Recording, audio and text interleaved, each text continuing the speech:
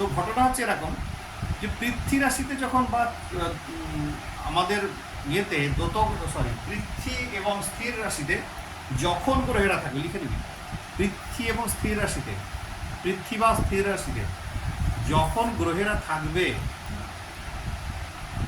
তখন সেই গ্রহের কর্মফল কিন্তু কমানো যাবে না, সেটা কিন্তু দৃঢ় কর্মে চলে গেল।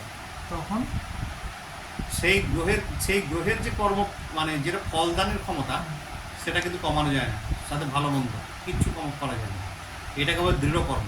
এটা তুই নাম জপ যা কিছু করে দে, এর প্রারব্ধ সাংঘাতিক হয়ে আছে। তখন সেই গ্রহের ফলগুলো কমানো যায় না? কমানো যায় না, কিছুতেই কমাতে পারবি না, কিছুতেই না।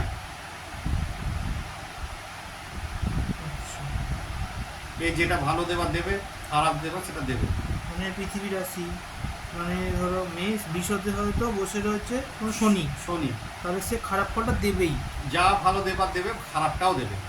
ভালো খারাপ বলে কিছু নেই এখানে, যেটা দেবার সেটা দেবে। যেটা দেবে সেটা দেবে, মানে ওইখানে তোর যেমন হচ্ছে বোধহয় রয়েছে ওদের একটা, বোধহয় তোর একটা রয়েছে বোধহয় বৃহস্পতি বোধহয়।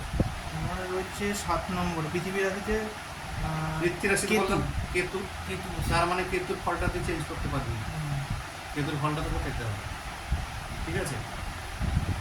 তো এই হচ্ছে ঘটনা। মঙ্গল বসে রয়েছে পৃথিবী রাশিতে, তার মানে ওইখান থেকে তুই কোনো রেজাল্টকে কাটতে পারবি না। তাদের নাম জব হাজার করে দে, হয়তো জমা থাকবে, নাম জব নষ্ট হবে না, কিন্তু ওর ফলটা থেকে পেতে হবে সারা জীবন, ঠিক আছে? এটাকে বলে দৃঢ় কর্ম, এইটাকেই বলছে দৃঢ় কর্ম। অদৃঢ় কর্ম যে বাকি কটা রাশিতে যদি থেকে যায় তাহলে হচ্ছে অদৃঢ় কর্ম। আমারই পৃথিবীর রাশিতে তিনটে গ্রহ আছে, ঠিক আছে?